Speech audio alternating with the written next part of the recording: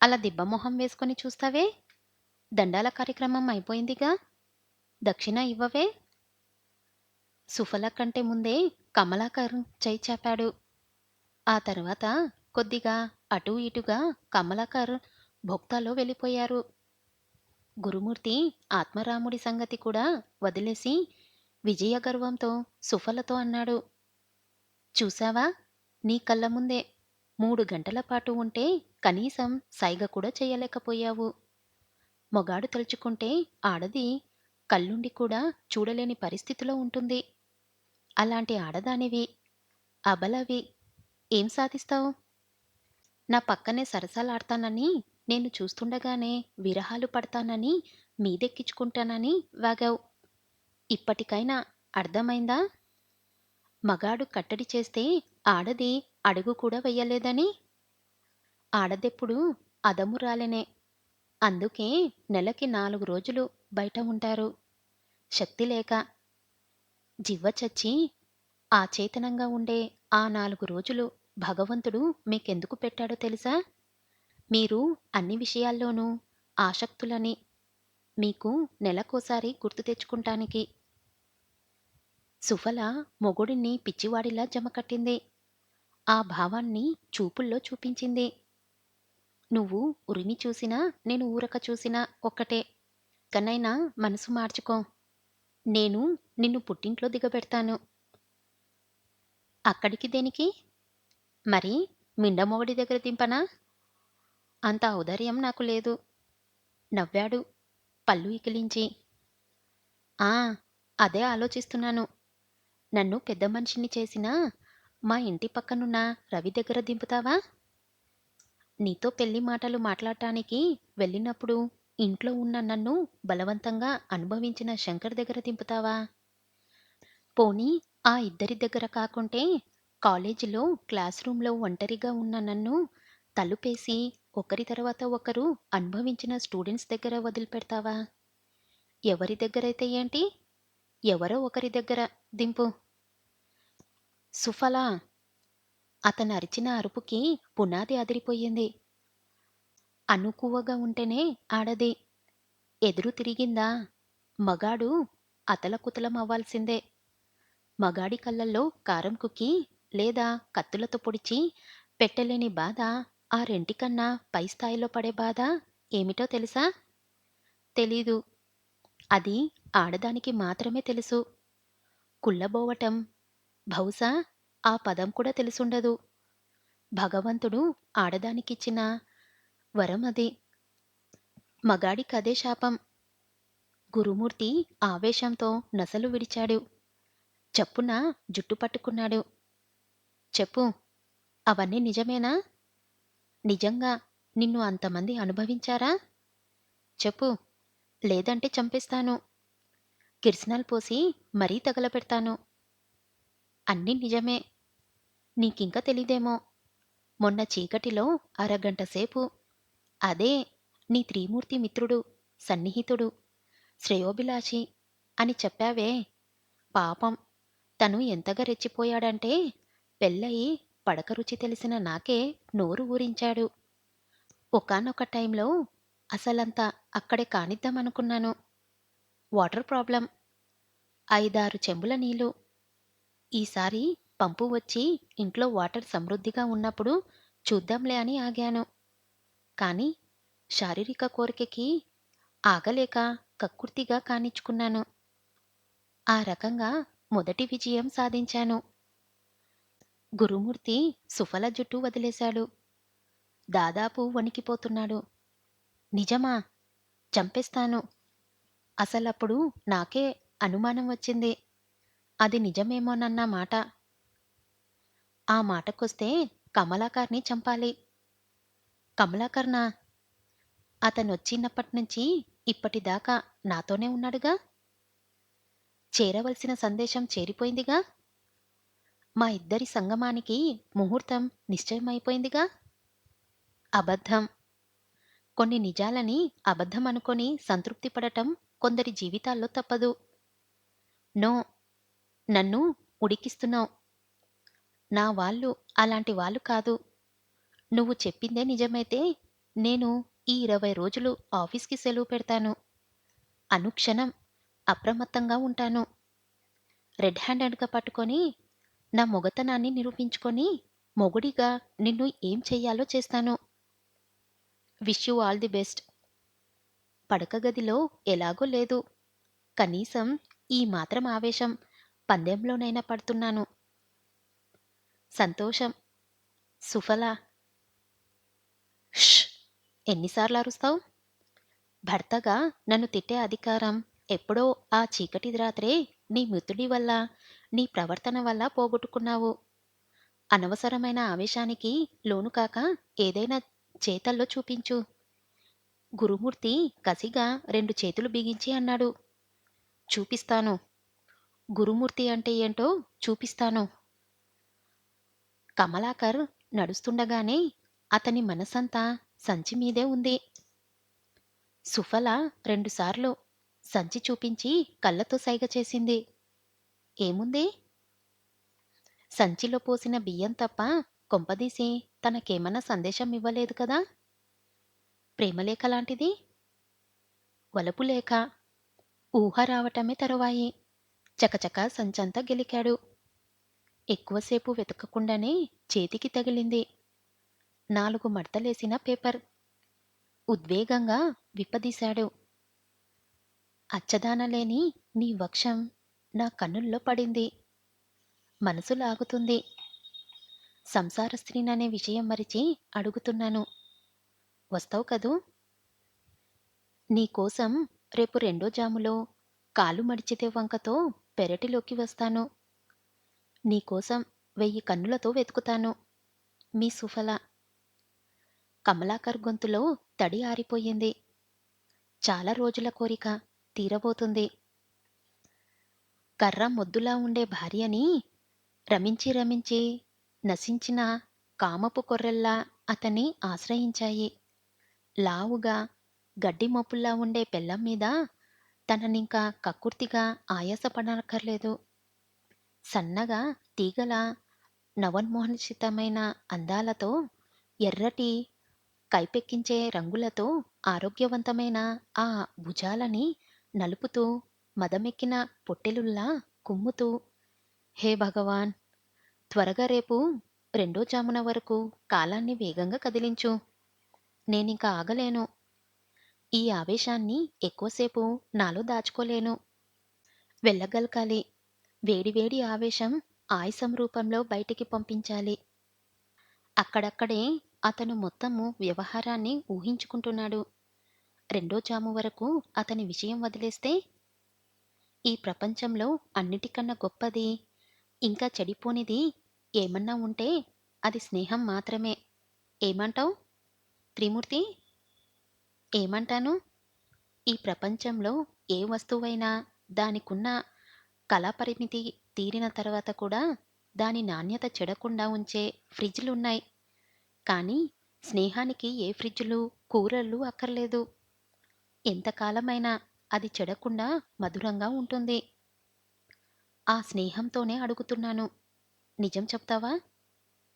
గురుమూర్తి వంక నిశితంగా చూసి, నేను అబద్ధాలు చెబుతాను. కొంతమంది దగ్గరే. నీలాంటి మిత్రుల దగ్గర కాదు. చెప్పాడు త్రిమూర్తి. అయితే సూటిగా అడుగుతున్నాను. సిగ్గుపడకుండా నిలదీస్తున్నాను. నాకు అకౌంట్స్ చూడటానికి వచ్చినప్పుడు ఆ నిరవని స్థితిలో ఏం జరిగింది? నా భార్య నీకు చెల్లెలు వరస. ఆ వరస తప్పిందా?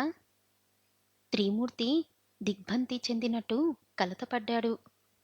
అసంకల్పితంగా అన్నట్టుగా లేచి నిలబడ్డాడు. చాలా వ్యధ చెందుతున్నట్టు మొహం పెట్టాడు. ఎంత మాట అన్నావు గురుమూర్తి! ఇదేనా నీ స్నేహితుడిని అర్థం చేసుకుంది? నాకున్న సమస్యలతో, ఒత్తిడిలతో నేను ఊరట చెందేదే నీలాంటి వారి వద్దే. అలాంటిది నీ ఇంట్లో, నీ భార్యతో నేను తప్పుగా సారీ. ఇన్ని రోజుల స్నేహం మొదటిసారి నీ దగ్గర మనస్ఫూర్తిగా గడపలేకపోతున్నాను. అసలు నిల్చోలేకపోతున్నాను. గురుమూర్తి త్రిమూర్తి భుజం మీద చెయ్యేసి అనురాగం కురిపిస్తూ అన్నాడు. నాకు తెలీక కాదు. నమ్మకం లేక కాదు, ఆగలేక, అడగలేక అడిగాను. ఇప్పుడు నా మనసు స్థిమితపడింది. అన్యథ భావించవద్దు. నా జీవితంలో దొరికిన ఇద్దరాడవాళ్ళు ఎందుకులే, కడుపు చించుకుంటా కాళ్ళ మీద పడుతుంది. ఇంతకీ అలాంటి పాపిష్ట శంకని మనసులోకి ఎలా ప్రవేశించింది? చెబుతాను. ఇప్పుడు కాదు, మరో 20 రోజుల తర్వాత. నీ ఇష్టం భుజాలెగరేశాడు త్రిమూర్తి. ఆ రాత్రి 10 గంటలకే ప్రశాంతంగా పడక మీద కళ్ళు మూసుకున్నాడు గురుమూర్తి. సుఫల తనని కేవలం రెచ్చగొడుతుంది. అవకాశం రాక పిచ్చెక్కిపోతుంది. తాను ఇరిటేట్ అవ్వకూడదు. ఏదేమైనా తాను ఆఫీస్కు సెలవు పెట్టాలి. 24 గంటలు కనిపెట్టుకొని ఉండాలి. ఆ తర్వాత గాని నిద్రలోకి జారిపోలేదు. గురుమూర్తి మంచం పక్కనే పరుపేసుకొని పడుకొని ఉంది సుఫల. ఆమె కళ్ళైతే మూసుకుంది గాని నిద్రపోవటం లేదు. గురుమూర్తి గురకని వింటూ క్షణాలు లెక్కపెడుతూ రెండో జాము కోసం ఎదురు చూస్తుంది. కిటికీల్లోంచి నింగి మసకగా కనపడుతుంది. ఆకాశం మేఘవృతమైంది. సన్నగా తుప్పరలా రాలుతుంది. కమలాకర్ 9ంటికే భోజనం కానిచ్చి వీధిలోకి వచ్చాడు. తుప్పర శరీరాన్ని తాకుతున్న వెచ్చగానే ఉంది. సుఫల కుచనగిరుల్లే కళ్ళ ముందు మెదులుతున్నాయి. తీపి కిల్లి ఒకటి కంటించుకొని హుషారుగా గురుమూర్తి ఇంటికేసి నడక సాగించాడు. రోడ్డు మీద ఒక్కటి మనుషులు తప్పనించి ఎక్కువ జనసంచారం లేదు. అప్పటికే అంత గూటికి చేరుకొని ఉన్నదేదో తిని నిద్రదేవిని ఆహ్వానిస్తున్నారు. కమలాకర్ గురుమూర్తి ఇంటి ఛాయలా వచ్చేసరికి మొదటి జాము గడిచింది. పడి చినుకులు కూడా ఆగిపోయాయి. చలిగాలి మాత్రం వేస్తుంది. గేటుకి తాళం వెయ్యరన్న సంగతి కమలాకర్కి తెలుసు. అయినా గేటు తీసే సాహసం చెయ్యలేదు. అటూ ఇటూ చూసి ఎవ్వరూ లేరని నిశ్చయించుకున్నాక అతి ప్రయత్నం మీద ప్రహారీ ఎక్కాడు. ఎక్కడో దూరంగా ఊరకుక్కలు మొరుగుతున్నాయి. ఆడకుక్క కోసం మొగ కుక్క అరిచే అరుపులవి. మెల్లగా కిందికి దిగాడు. లోపల ఫ్యాన్ శబ్దం లీలాగా వినబడుతుంది. ఆ సమయంలో ఎవరైనా చూసి ప్రశ్నిస్తే తన స్థితి ఏమిటంటే విషయం గురించి పట్టించుకోలేదు. అతని కావాల్సింది ఒకటే, భూమి ఆకాశాలు తలకిందలైన పెరటిలోకి చేరుకోవటం. రెండో జాములో వచ్చే సుఫలని దగ్గరికి తీసుకోవటం. అదృష్టం ఎక్కువసారు అదమూలల వైపే ఉంటుంది. ఎటువంటి ఇబ్బంది ఎదురవ్వకుండానే సందులోంచి పెరటిలోకి వచ్చాడు. బండలు లేకపోవడం వల్ల అంత బురదగా ఉంది. బాత్రూం చుట్టూ ఏవో రకరకాల పూల మొక్కలున్నాయి. వాటిని తొక్కకుండా ఓ పక్కగా వెళ్ళి కూర్చున్నాడు. గబుక్కున సుఫల బదులు ఇంట్లోంచి గురుమూర్తి బయటకొచ్చిన కమలాకర్ కనబడ్డాడు. ఇక సుఫల రావటమే తెరవాయి. ఈ కటిక బురద నేల మీదైనా సరే సుఫలని వదిలిపెట్టకూడదు. తనకి తెలిసిన శృంగారం రహస్యాల్ని చెప్పాలి, చెయ్యాలి. కూచక దాచి కలస్థనాల్ని చేత్తో తనివి తీరా నిమరాలి. స్వర్గసుఖాలు ఇవే అని చెప్పాలి. ఆడదాన్ని శృంగారంలో మెప్పించగలిగితే తిరుగేముంది? అడిగినప్పుడు, కోరిక కలిగినప్పుడు పిలిపించుకోవచ్చు. అసలు రాగానే ఏముంటుంది? లజ్జభార మోముతో ఉంటుందా? లేక వలుపులన్నీ వలపుల్లా కుమ్మరిస్తుందా? ఈ పూల మొక్కలే మన పాన్పుల్లుంటుందా? ఈ కటిక చీకటి మన శృంగార సామ్రాజ్యానికి అడ్డుతెర అంటుందా? రెండో జాము వరకు తీపి తీపి తలుపుల్ని నెమరవేసుకుంటూ గడిపాడు. సరిగ్గా రెండో జాము అడుగుపెట్టే సమయానికి లోన లైటు వెలిగింది. ఎంత నిద్రపోతున్నా లైటు వేసినప్పుడు మెలకువ వస్తుంది. గురుమూర్తి చికాకుగా కళ్ళు తెరిచి, అర్ధరాత్రి అంకమ్మ శివాలేంటి? అన్నాడు. అర్ధరాత్రి లైటు వేస్తేనే చికాకనిపిస్తే, ఈ టైంలో బయట ఉంటే మాకేమనిపించాలి? మీ అనుభవంలోకి వస్తేనే తెలుస్తుంది. ఆ యాతన. బయటికెళ్ళాలి. ఎందుకో బ్లీడింగ్ ఎక్కువగా అవుతుంది. సరి సరి. వెళ్ళు. అటు తిరిగాడు విసుగ్గా. వెళ్ళమంటే వెళ్ళటానికి దారేది? నా దారి మూసేసిరుగా. గురుమూర్తి మరింత మొహం చిట్లిస్తూ లుంగీకి కట్టుకున్న తాళాన్ని తీసి ఇచ్చాడు. సుఫల దాన్ని తీసుకుంది. వంటగదిలోంచి పెరటిలోకి పోయే తలుపుకున్న తాళాన్ని తీసి బయటికి అడుగుపెట్టింది. చల్లటి గాలి ఆమె శరీరాన్ని స్పృశించింది. శరీరానికే కాదు, మనసుకు కూడా హాయి కలిగింది. పెరట్లో లైటు వేసింది. వెలుగు ఒక్కసారిగా పెరటిని ఆవరించుకుంది. అప్పటికే కమలాకర్ సుఫలను చూశాడు. సిగ్గుపడుతూ ఆమె ముందుకు వచ్చింది. తనని చూసి ఓ చిరునవ్వు పడేసింది. బ్రహ్మానంద భరితుడయ్యాడు. వంటగది తలుపు దగ్గరకు లాగి శబ్దం రాకుండా గడిపెట్టింది. ఒళ్ళంతా బురదతో, కామపు కోర్కెతో, యుక్తయుక్త విచక్షణ గౌరవం, స్వాభిమానం అన్నీ పోగొట్టుకున్న కమలాకర్ని చిటికెన వేలితో సైగ చేసి బాత్రూంలోకి వెళ్ళమంది. చెప్పటం ఆలస్యం. చప్పున లోనికెళ్ళాడు. ఓ బకెట్టు, 2 నీళ్ళ చెంబులు, సబ్బులు, షాంపులు. తడి అసహ్యంగా ఉంది. కమలాకర్ వాటినేమీ పట్టించుకోలేదు. లోనికొచ్చి తలుపేస్తున్న సుఫలను ఆత్రంగా కౌగిలించుకున్నాడు. అక్కడిదాకా వచ్చాక బరువెందుకు? సిగ్గెందుకు? వచ్చింది అందుకే అయినప్పుడు మొహమాటం దేనికి? అందుకే అన్నారు, డబ్బు దగ్గర, తిండి దగ్గర శృంగారంలోనూ మొహమాటం పనికిరాదని. ఈ సూక్తి కమలాకర్కి బాగా తెలుసు.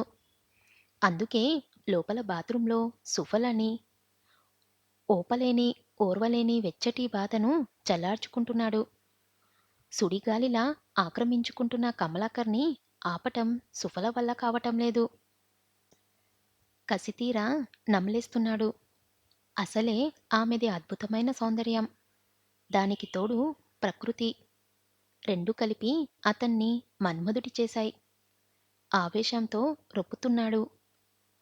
మదించిన తుమ్మెద శబ్దంలా ఉందది. పొగురుబట్టిన యవ్వన గిర్రులను ముద్దులతో ముంచెత్తాడు. సుఫల పెద్దగా అడ్డు చెప్పలేదు. అసంకల్పితంగా అతని భుజాల మీద చేయి వేసింది. అంతే, అతను భుజాన ప్రదేశంలో నిమిరాడు. అలాగే గోడ కానిచ్చాడు. అబ్బాయి గ్రంథసాంగుడే అనుకుంది సుఫల. ఇప్పదీయటం కూడా ఆర్ట్. చాలామంది మగవాళ్ళకి కట్టడం ఎలాగో తెలీదు. విప్పదీయటం అసలే తెలీదు. మొత్తం పనికి 10 నిమిషాలు పడితే విప్పదీయటానికి అరగంట పడుతుంది. కుస్తీపట్టులాగా లాగి లాగి లాగలేక దీనంగా ప్రియురాలి వంక చూస్తారు విజయ గర్వంతో. ఆమె క్షణంలో తీయగానే మొగాడినని విజృంభిస్తారు. వీరవేషం ప్రదర్శిస్తారు. అలాంటి బాపుతు కాదు కమలాకర్. చాలామంది ఆడవాళ్ళ లంగాల బొందాలు, హుక్సులు తీసిన అనుభవం. సర్వం తెలిసిన జ్ఞాని కదా. దానికి తోడు కాముకుడు. టప్పున లాగాడు. అదే క్షణంలో సుఫల 2 చేతులతో లంగని జారకుండా ఆపింది. తీక్షణంగా అతని వంక చూసింది. కమలాకర్ గుటకలు మింగాడు. చిన్నగా, చాలా చిన్నగా అంది. దీనికోసమా నేను రమ్మంది? ఆప్యాయత కోసం మొహం వాచి భరించలేని వ్యధని నీ ముందుంచి నన్ను నేను అర్పించుకుందామని ఆశిస్తే, చివరికి ఇలా మాంసపు ముద్దల కోసం. కమలాకర్ మొహం మీద చన్నీరు పూసినట్లయింది.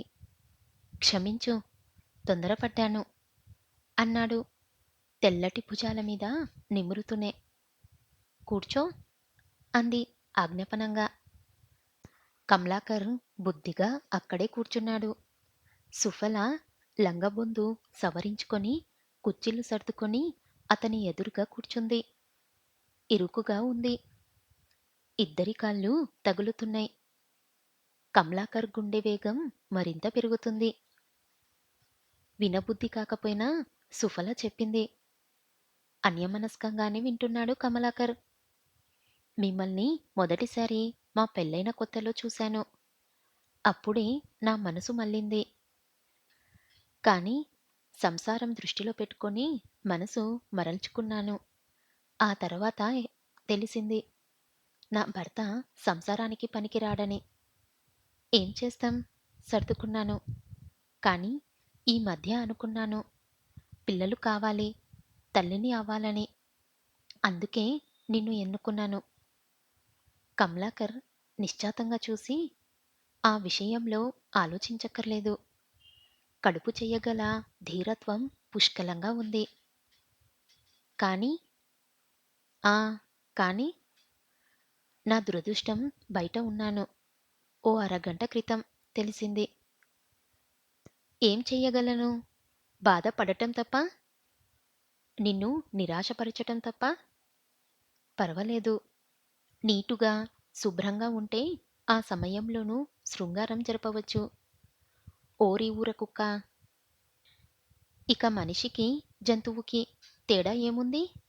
అని అనలేదు సుఫల. తేలికగా నవ్వుతూ అంది.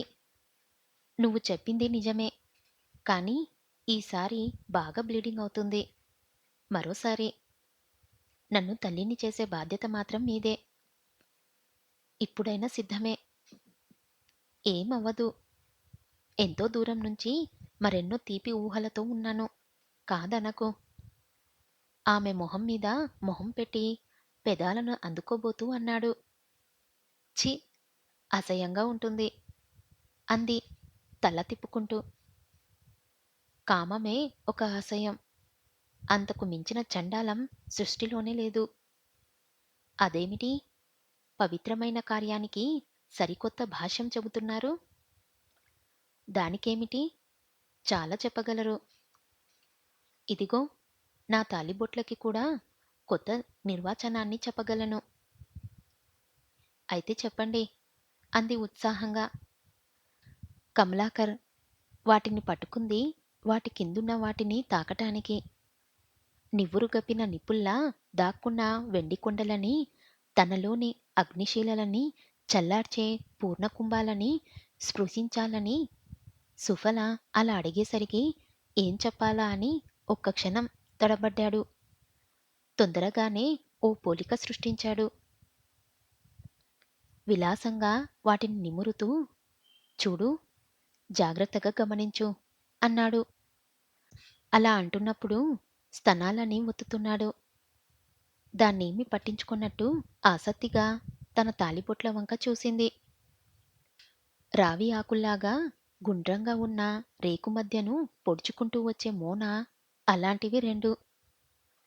ఇందులోనే ఉంది అసలు కిటుకు. గుండ్రంగా ఉన్న ఈ రేకు మీద మొన ఏమిటో తెలుసా?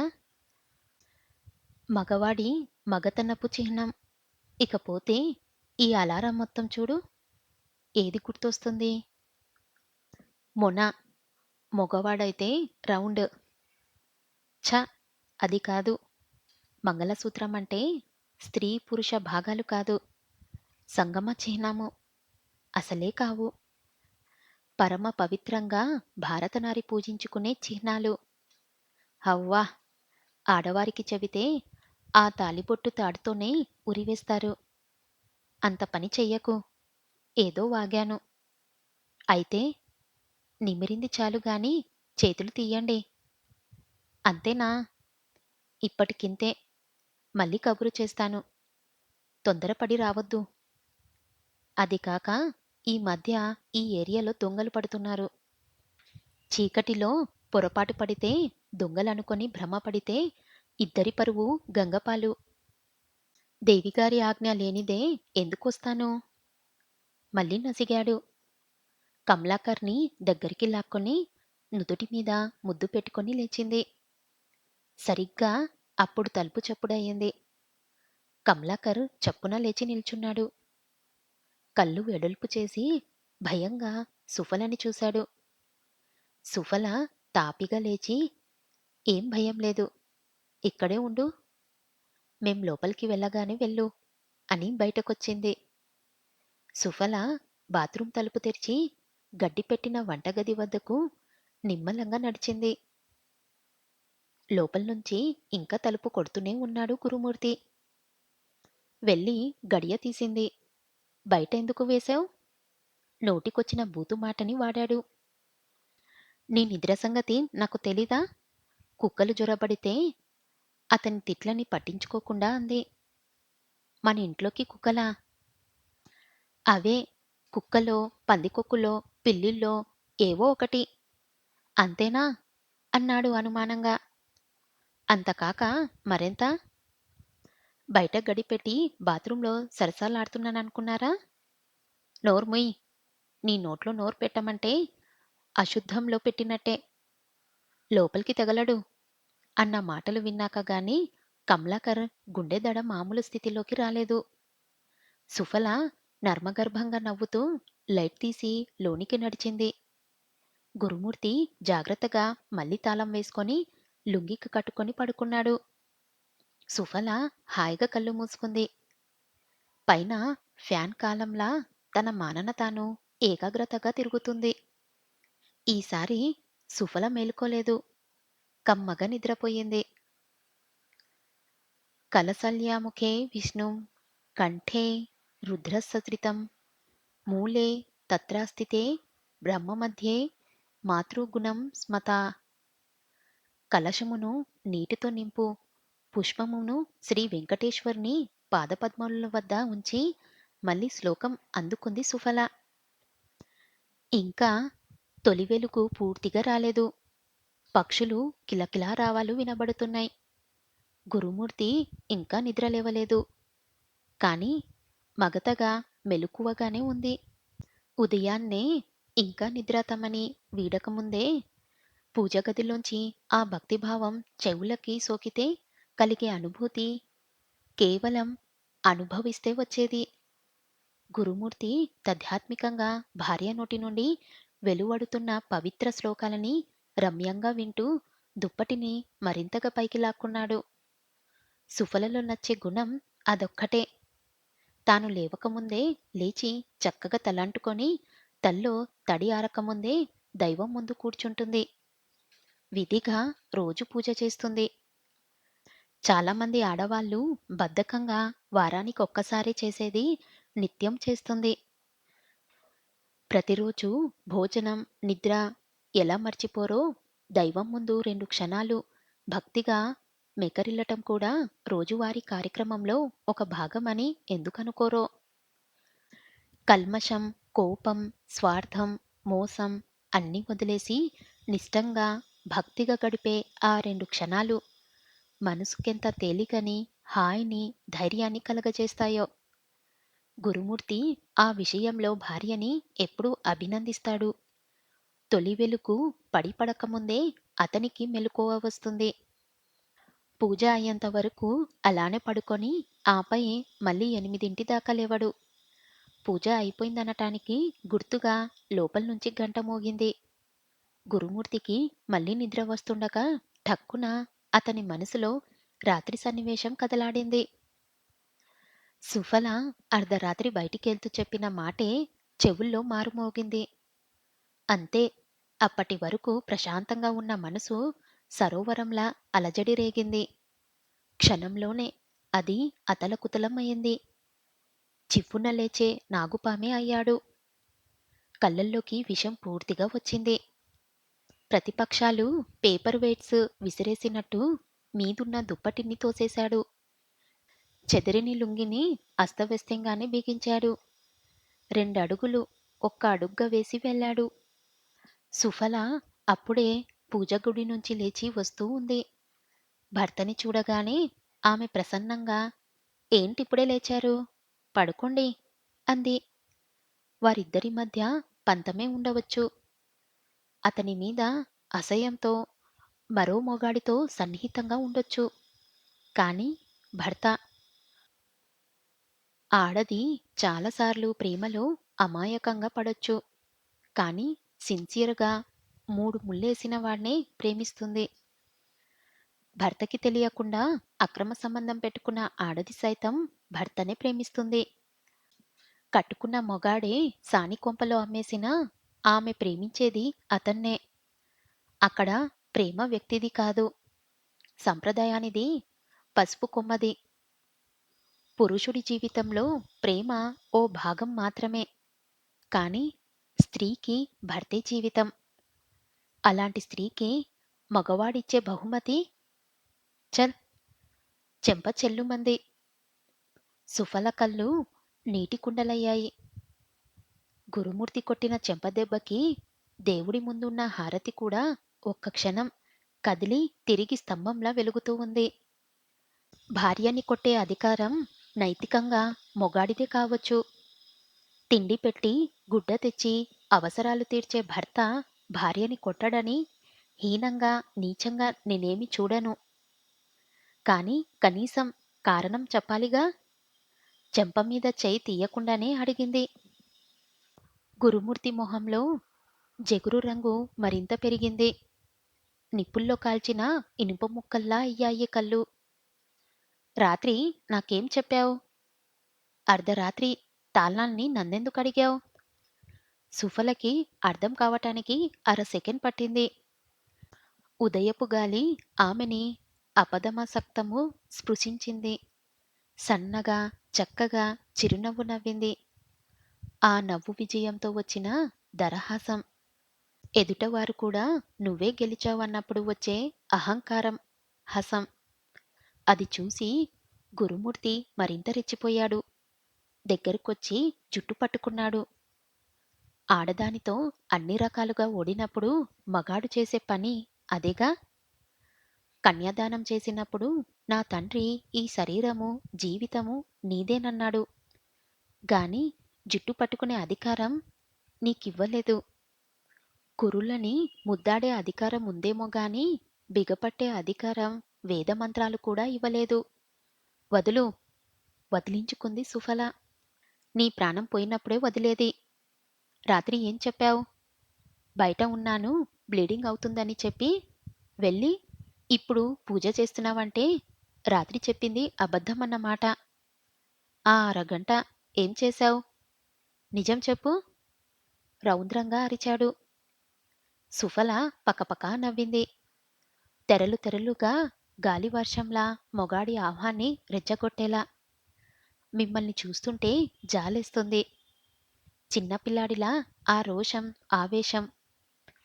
గురుమూర్తి ఉద్వేగం ఆపుకోలేక దాదాపు పిచ్చివాడిలా ఉన్మాదిలాగా అయ్యి జుట్టు వదిలి 2 చేతులతో గొంతు పట్టుకున్నాడు. పిచ్చి పిచ్చిగా వాగకు. పెళ్ళాం పక్కన లేనంత మాత్రాన తెలుసుకోలేనంత అమాయకుణ్ణి కాదు. రాత్రి ఎవరొచ్చారు? ఏం జరిగింది? అసలేం జరిగింది చెప్పు. లేకపోతే నేనేం చేస్తానో తెలుసా? మీకు శివరాత్రి, నాకు వెన్నెల రాత్రి, మరొకరికి కామం తీరిన రాత్రి. ఎవరు? వచ్చిందెవరు? కమలాకరేనా? ప్రచండ హతహత నిపశాఖ వల్లే వణికిపోయాడు. తన భార్య ఆ బాణపుటవాడి కౌగిల్లో. ఆ జంధ్యం, ఆ కిల్లి నోరు భరించలేకపోయాడు. తలుచుకుంటే వాంతొక్కటే తరువాయి. చెప్పను. అలా చెప్పాలన్న రూలేమీ మన మధ్య పెట్టుకోలేదు. చేతనైతే పట్టుకోండి. అంతేగాని చీటికి మాటికి వచ్చి అప్పుడేమైంది, ఇప్పుడేమైందంటే అడగటానికి మీకు సిగ్గు లేకపోయినా చెప్పటానికి నాకు సిగ్గుంది. అప్రయత్నంగా, అసంకల్పితంగా సుఫల గొంతు పెనవేసిన చేతులు వదులయ్యాయి. గురుమూర్తి నిశ్చేష్టుడిలా నిలబడిపోయాడు. సుఫల మెడ సవరించుకొని పక్కకి తిరిగి చెప్పింది. లుంగీ ఇప్పుడిప్పుడే జారిపోతుంది. చూసుకోండి. పూర్తిగా జారకముందే తిరిగి కట్టుకోండి. సుఫల చెప్పింది మరొకటి. గురుమూర్తి అనుకున్నది మరొకటి. అనుమానమనే వంకతో జీవితమనే పూర్ణపాత్రని వదిలిపెడుతున్నాను. పూర్తిగా వదిలితే నీకు జీవితమే ఉండదు అనేది ఆమె అర్థమైతే వంటి మీద గుడ్డనే సరిగ్గా కట్టుకోలేని వాడివి నన్నెందుకు కట్టుకున్నావురా? ఆ గుడ్డలానే నేను నెమ్మదిగా జారిపోతున్నాను. ఒక్కొక్కరి కౌగిల్లో ఇమిడిపోతున్నాను. అదెలాగో గమనించలేకపోతున్నావు. కనీసం నీ సిగ్గైనా తెలుసుకో అని అర్థం చేసుకున్నాడు. లుంగీని తిరిగి కట్టుకున్నాడు. సుఫల అప్పుడే పక్కకి వెళ్తుంది. గురుమూర్తి నొసలు ఆవిరిని వెలువరిస్తున్నాయి. శరీరం బిగుసుకుంది. కాళ్ళు లేవటానికి సిద్ధంగా ఉన్నాయి. 1, 2, 3 అధముడి నోట్ల నుంచి వచ్చిన తొందరపాటు మాటల్లా లేచింది కాలు. సూటిగా వెళ్ళి సుఫల నడుం మీద తగిలింది. అమ్మా! భువనాంతరాలు దద్దరిల్లేలా కేక విలువడింది. ఫుట్బాల్లా లేచి పక్కనే ఉన్న బీరువా మీద పడి కింద పడింది. బీరువాలో అందంగా అమర్చిన స్టీల్ సామాన్లు గలగలా శబ్దం చేస్తూ ఒక్కొక్కటిగా కిందికి రాలాయి. సుఫల క్లోజప్ తీసుకుంటుంటే ఎప్పుడు తగిలిందో, ఎలా తగిలిందో తల నుంచి రక్తం జరజరా కిందికి జారుతుంది. కన్నుల్లోంచి కన్నీరు. 2 చోట్ల పెద్ద గీత. పక్కన చిన్న గీతల్లా ప్రవహిస్తున్నాయి. జరిగిన హడావుడికి బయట ముగ్గులు వేసుకుంటున్న రాణిమణులు పిలవని పేరంటానికి వచ్చినట్టు తరలి వచ్చారు. లాంగ్ షాట్ తీసుకుంటే లోపల దృశ్యం యుద్ధభూముల్లా ఉంది. కాలం కలిసి రాక శత్రు సైనికుని చేతుల్లో దెబ్బతిన్న వీర సైనికురాల్లా ఉంది సుఫల. మానవత్వం ఘనీభవించింది. కంగారుగా లోనికొచ్చారు. అరే! చాలా రక్తం పోయిందే! ఓ ఇల్లాలు సుఫలని ఒడిలోకి తీసుకుంది. గురుమూర్తి మొగుడిలా ప్రవర్తించాడు. ఆ స్థితిలో నుంచి కామ్‌గా చొక్కా వేసుకొని బయటికి నడిచాడు. స్పృహ తప్పిపోతున్న స్థితిలో లేని శక్తిని తెచ్చుకొని చెప్పింది. దగ్గరలోనే కరుణ హాస్పిటల్ ప్లీజ్. ఆ తర్వాత ఆమె తోటకూర కాడలా వాలిపోయింది. దయానిధి పనిచేసేది కరుణ హాస్పిటల్లోనే. ఆస్పత్రి మందుల వాసన తెలుస్తుంది. తెరవనని మొరాయిస్తున్న కళ్ళని బలవంతంగా తెరిచింది. చుట్టూ ఎక్కువ మందేమీ లేరు. ఒక్కరే ఒక్కరు. త్రిమూర్తి, తను మాట్లాడుకుంటుండగా అసహ్యంగా మొహం తిప్పుకున్న ఆమె. ఎలా ఉందమ్మా? గుండెలో జాలిని అడిగిన విధానంలో చూపించింది. ఈమెని చూసేనా ఆ రోజు అలా అనుకుంది? సమాజాన్ని గురించి అంత తక్కువ నిర్ణయించుకుంది. మనం కోటీశ్వరులం కావచ్చు. చాలా చాలా గొప్పవాళ్ళం కావచ్చు. పిలిస్తే ప్రపంచమే పక్కనుండొచ్చు. కానీ ఇంటి ముందు జారి పడితే మొదట లేవనెత్తేది పైన మనకున్న హంగులు కావు. సాటి మనిషి, ఇంటి పక్క మనిషి. అదే సమాజం, సంఘం. భర్తని, పిల్లలని, సంసారాన్ని వదిలి తనని ఇక్కడి దాకా తీసుకురావాల్సిన అవసరమేముంది? కేవలం మానవత్వం. ఆ రోజులా చూసి చూడనట్టు మొహం తిప్పుకోవచ్చు. కానీ తన ధర్మం తాను నిర్వహించింది. సమాజం చాలా వరకు కుళ్ళిపోయి ఉండవచ్చు. ఇంకా అక్కడక్కడ స్వచ్ఛందంగానే ఉంది. సుఫల ఆవిడని దగ్గరికి రమ్మని చేతిని తీసుకొని నొక్కింది. అవతల వారిపై మనకున్న అర్ధతాన్ని చూపించాలంటే ఒక్కసారి మాటల కంటే చిన్న చిన్న చేష్టలే ఎక్కువ అనుభూతినిస్తాయి. దాదాపు ఆ చర్యని కదిలిపోయి ప్రేమను కురిపించే కళ్ళతో సుఫలతో అంది. హాయిగా కళ్ళు మూసుకొని పడుకో. ఓ గంట విశ్రాంతి తీసుకుంటే వెళ్ళిపోవచ్చు. ఈలోగా నేను టిఫిన్ తీసుకువస్తాను. ఖాళీ కడుపుతో ఉండకూడదు. సుఫల వద్దని చెప్పబోయింది. ఆ అవకాశం ఇవ్వకుండా వెనుతిరగకుండా వెళ్ళింది. 4 గోడల మధ్య తాను ఒంటరి. హే భగవాన్! ఈ ప్రపంచంలో నాకు మిగిలింది ఇదేనా? ఇందుకోసమేనా నా తల్లిదండ్రులు అంత కష్టపడి నన్ను నీళ్ళ ధారపోసింది? శరీరంలో సత్తువ తగ్గి హాస్పిటల్లో పడక మీద విశ్రాంతి తీసుకుంటున్నప్పుడు మన అనుకునేవారు ఒక్కరూ కన్నుచూపు మేరలో లేకపోవటం దురదృష్టం. ఈ ప్రపంచంలో ఉన్న అతి కొద్ది దురదృష్టాల్లో మొదటిది అనుభవిస్తేనే అర్థమయ్యే దారుణ స్థితి అది. అలాంటి స్థితిలో దయానిధి లోపలికొచ్చాడు. ప్రాణమున్న శవంలా పడుకొని ఉంది సుఫల. అతన్ని చూస్తూనే పేలవంగా నవ్వింది. దయానిధి ఆ స్థితిలోనూ ఆమెని మాట్లాడించటానికి ధైర్యం చెయ్యలేకపోయాడు. మౌనంగా వచ్చి పక్కనే నిల్చున్నాడు. సుఫలే పలకరించింది. ఎలా ఉన్నారు? అది నేను అడగాల్సిన మాట. ఏమైంది? ఎందుకిలా? ఉదయం డ్యూటీకి రాగానే తెలిసింది. వెంటనే వచ్చాను. జరిగిపోయిన దాని గురించి తిరగతోడుకోవటం ఉత్తమ లక్షణం కాదు. జరిగిందేదో జరిగిపోయింది. నాకో సహాయం చేస్తావా? జరిగింది బయటికి నడవమంది. మర్చిపోయి చేస్తావా? దీనంగా అనాథలా మొహం పెట్టి అడిగింది. ప్లీజ్, అలా మాట్లాడవద్దు. ఇప్పటికీ నేను బాధపడుతూనే ఉన్నాను. మీరు బయటికి నడవమన్నందుకు కాదు. వాడి మాటలు నమ్మి సినిమా హాల్లో చేతులు వేసినందుకు. చెప్పగానే దద్దమ్మలా మిమ్మల్ని పరీక్షిస్తానందుకు. సందర్భాన్ని తనకనుగుణంగా మార్చుకునే తెలివితేటలు. ఆ తెలివితేటలు సుఫలలోనూ ఉన్నాయి. నాకు తెలుసు. తప్పు చేయించేవాడిదే గాని చేసేవాడిది కాదు. మన రాజ్యాంగంలో కూడా శిక్ష మొదట వాడికే ఎక్కువ. అలాంటప్పుడు ఆ శిక్షేదో నాకు లేదా? వాడికో పడాలి. మీకెందుకో ఈ శిక్ష. కర్మ. దానికి మించింది లేదు. దీన్నించి తప్పించుకునే ప్రయత్నమే మీ సహాయం. నాకు నిద్రమాత్రలు కావాలి. సమస్యలకి, స్ట్రగుల్స్‌లకి తట్టుకోలేకపోతున్నాను. మానసికంగా నాకు విశ్రాంతి కావాలి. అదే, మీ మగవారికి అలాంటివి ఎదురైతే రిలాక్స్ అవ్వటానికి చాలా మార్గాలున్నాయి. మీకో ఇల్లు లేదా పిల్లలు. ఆ రెండూ లేని నాలాంటి వారికి అంతకన్నా గత్యంతరం లేదు. చెప్పండి, ఎన్ని కావాలి? నిద్ర మాత్రలు ఇవ్వటం కంపౌండర్‌గా చిన్న విషయం. నన్ను నేను మరిచి హాయిగా ప్రశాంతంగా నిద్రపోవటానికి ఎన్ని కావాలి? 2 చాలు. ఈ ప్రపంచాన్ని మరిచి స్పృహ కూడా తెలియని స్థితిలో ఉండిపోవాలంటే 5. అసలు నేనే లేకుండా పోవాలంటే? దయానిధి నిరుత్తరుడయ్యాడు. ఒక్క క్షిపణి మీద పడి విస్ఫోటనం చెందినట్లనిపించింది. కంగారు పడకు. నాలాంటి పాపాత్మురాలు అంత తేలికగా చావదు. నో.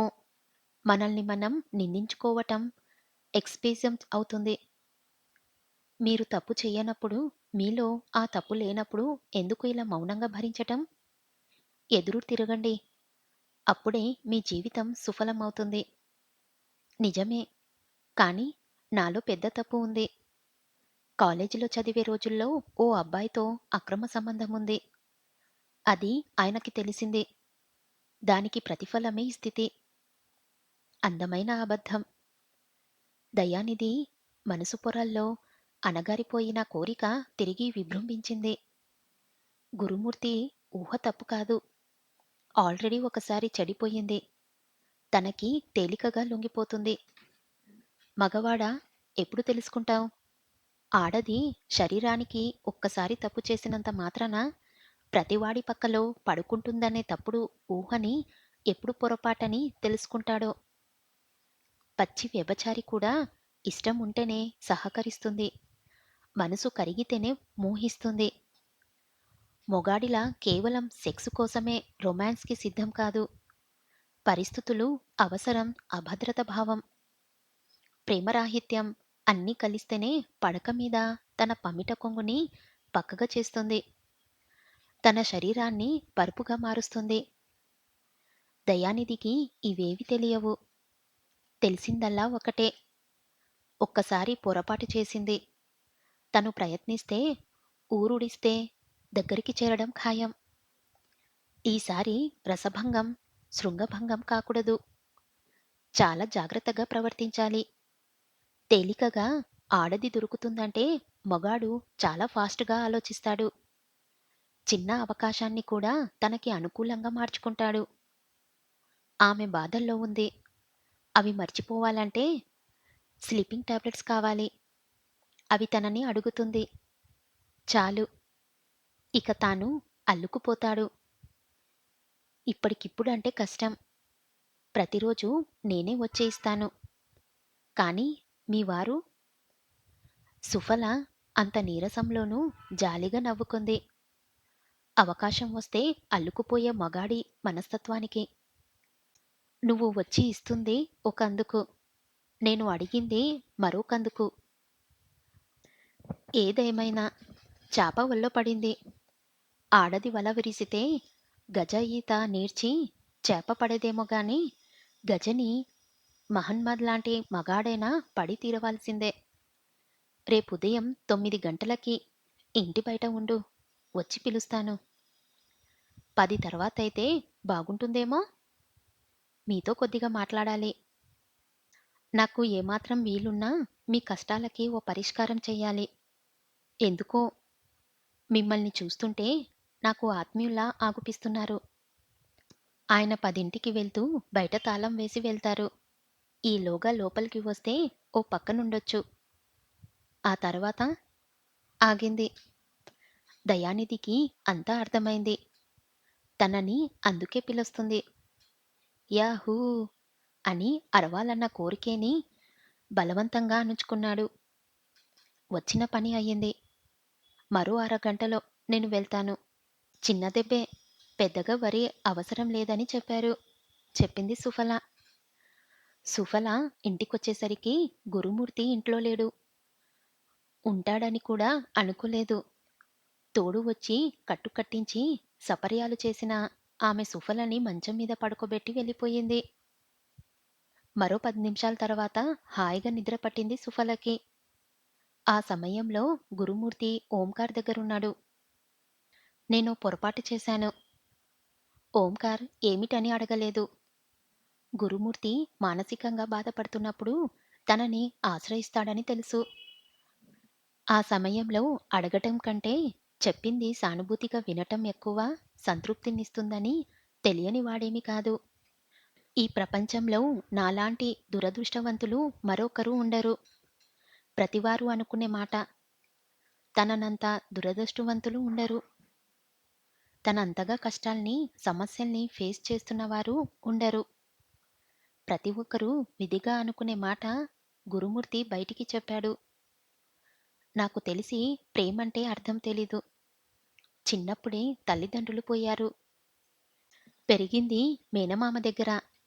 అక్కడ చీ ఛా అనిపించుకునే పెరిగాను. పెళ్ళయింది. చెట్టబండలయ్యింది. మళ్ళీ పెళ్ళయింది. పెటాకులవబోతుంది. నాకు చచ్చిపోవాలనుందిరా. ఓంకార్ వేదాంత ధోరణిలో అన్నాడు. చావే ఈ వ్యవస్థలో పరిష్కారం అనుకుంటే ఈ ప్రపంచంలో చివరికి మనిషి అనేవాడు ఉండడు. ఏమైంది? నాకు చెప్పు.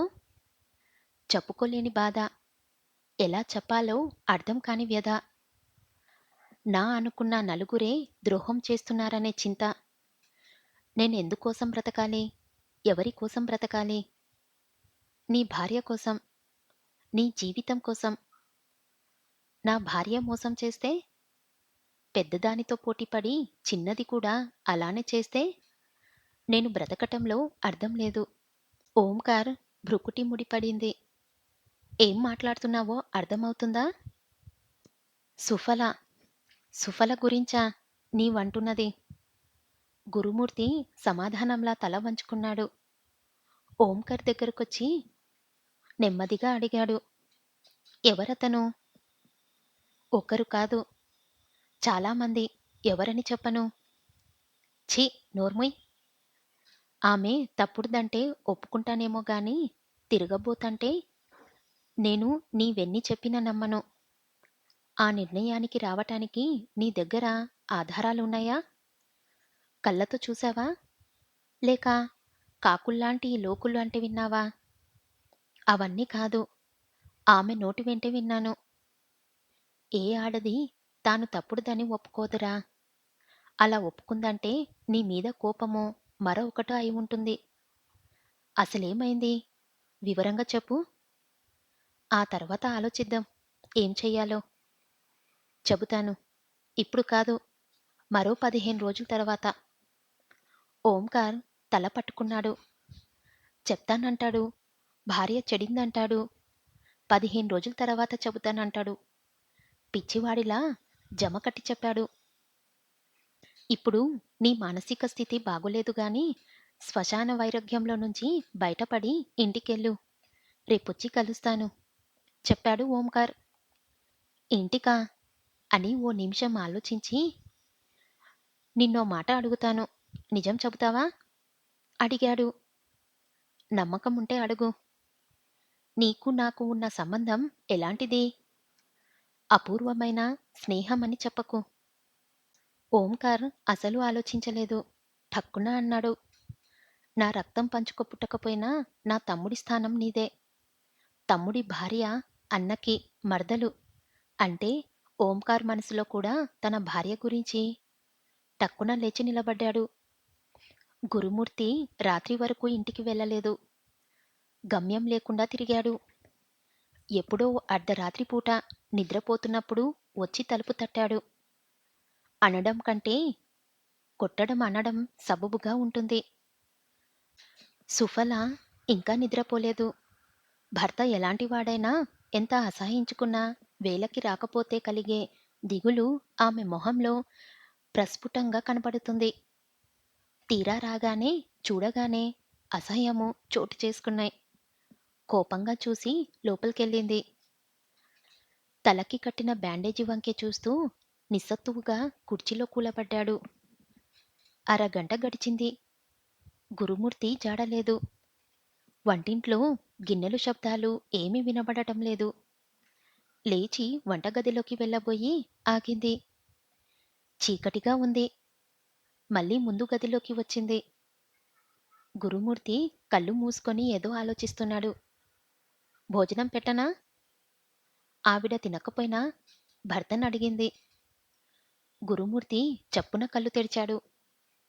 తీక్షణంగా సుఫల వంక చూశాడు. ఉదయం నుంచి లేను. మంచి అవకాశం కదూ? చింతనిప్పులాంటి కళ్ళతో అన్నాడు. భోజనం దగ్గర అర్ధరాత్రి మాట్లాడకూడదు. భోజనం చేద్దురుగాని రండి, వడ్డిస్తాను మరోసారి చెప్పింది. ఇలా దగ్గరికి రా పిలిచాడు సౌమ్యంగా. సుఫల దగ్గరకొచ్చింది. కూర్చో ఎదురు కుర్చీ లాగాడు. సుఫల ఏ మూడ్లో ఉందో అతను చెప్పినట్టుగానే చేసింది. దెబ్బ బాగా తగిలిందా? నిమిరాడు తలని. అలా గారాభంగా సుఫల తండ్రి నిమిరేవాడు. మళ్ళీ ఇన్నాళ్ళకి భర్త అలా. అన్నీ వదిలేసి తన్మనయ్యంగా భర్త చేయి పట్టుకుంది. ఓ చిన్న స్పర్శ. జాంబవంతుడెక్కడున్నాడో వెతికి పట్టుకొని సమంత కమనీని తెచ్చి పెళ్ళం తల్లో పెట్టనక్కర్లేదు. ఒక్క అదరమైన మాట. ఎన్నో రోజుల తర్వాత. మళ్ళీ ఇన్నాళ్లకు. సుఫల కళ్ళల్లో నీళ్లు తిరిగాయి. నవ్వినా ఏడ్చినా కన్నీళ్ళే. ఆమె కళ్ళు అరవిందలయ్యాయి. ఛీ, ఎందుకలా ఏడుస్తున్నావు? ఇక నుంచి నిన్నేమీ అనను, తిట్టను. నేను చెప్పినట్టుగా వింటావా?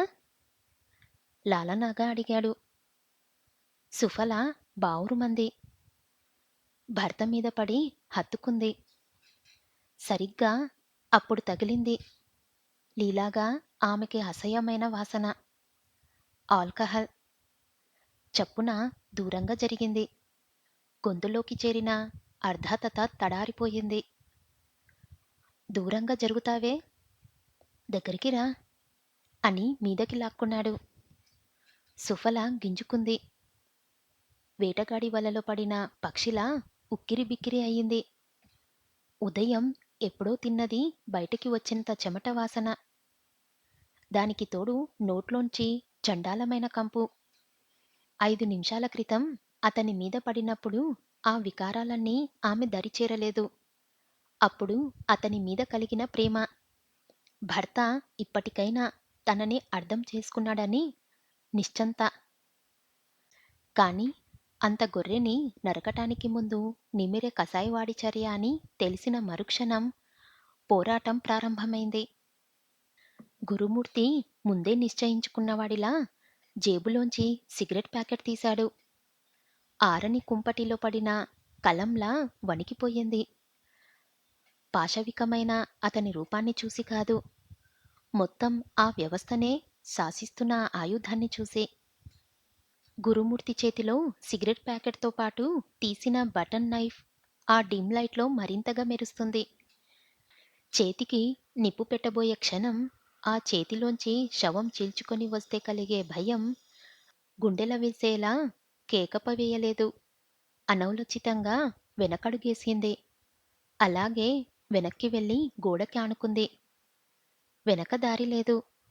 ముందు రక్షించవలసిన వాడే భక్షకుడయ్యాడు. గురుమూర్తి అడుగులో అడుగేస్తూ ముందుకొచ్చాడు. నోట్లో ఎర్రగా సిగరెట్ కాలుతుంది. చేతిలో కత్తి. వేడిగా నాలుక చాపుతుంది. చంపుతావా? నోరు పేగల్చుకొని అంది. ప్రాణభయంతో కాదు, భర్త హంతకుడవటం ఇష్టం లేక. అంత తేలికగా చంపి నీకు మేలు చెయ్యలేను. అనుక్షణం చిత్రహింసలు పెడుతూ ఆత్మహత్య చేసుకునేలా చేస్తాను. ఇప్పుడు నువ్వు పమిట కొంగు తీసేయాలి. అలా తీయలేదనుకో, ఎర్రటి నా సిగరెట్ నీ ఆధారాల మీద ఉంటుంది. సుఫల చెప్పున పమిట కొంగును తీసింది. బలమైన వక్షద్వయం ముందుకు వెనక్కి కదులుతున్నాయి. అతని కళ్ళు పత్తికాయల్లా విచ్చుకున్నాయి. విప్పది చీర మొత్తం. సుఫల చకచక కుచ్చిళ్ళు లాగి చీరని జారి విడిచింది. ఇప్పుడు లంగా జాకెట్ మీద మాత్రమే ఉంది. జాకెట్ కూడా. ఆ తర్వాత లంగా. పూర్తి లగ్నంగా తయారవ్వాలి. లేదా కత్తిని ఝుళిపించాడు. ఆ ఆ, అంత తొందరెందుకు? విప్పదీయనంటేగా. భర్త ముందు నగ్నంగా ఉండటానికి నాకు సిగ్గెందుకు? అని 2 నిమిషాల్లో మొత్తం విప్పదీసింది. గురుమూర్తి కళ్ళల్లో అపురూపమైన మెరుపు. అంత అందం ఒక్కసారి చూసేసరికి దిక్కులు కూడా తెలియటం లేదు. పాలరాతి బొమ్మలా ఇంటి వెనుక జడమల్లె గాని, ఆకాశంలో నక్షత్రం గాని, కురిసే వెన్నెల కాని. ఆ ముందు దిగదుడిపే.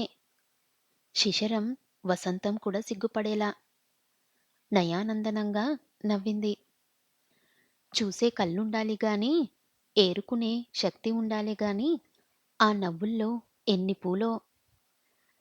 సిగ్గిలిలిన సొగకళ్ళతో, మల్లెపూల వాల్జడతో, గుండెలు తడబడే నవ్వుతో, పరువపు పరువంతో స్వప్న రంభ పరిరంభ కైపు అతని ఆశ్రయించింది.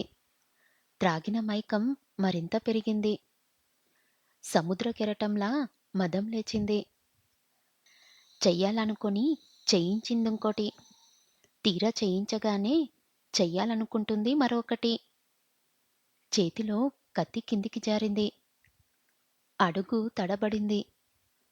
ఆమెనలాగే గోడ కానిచ్చి, ఓ బ్రహ్మా!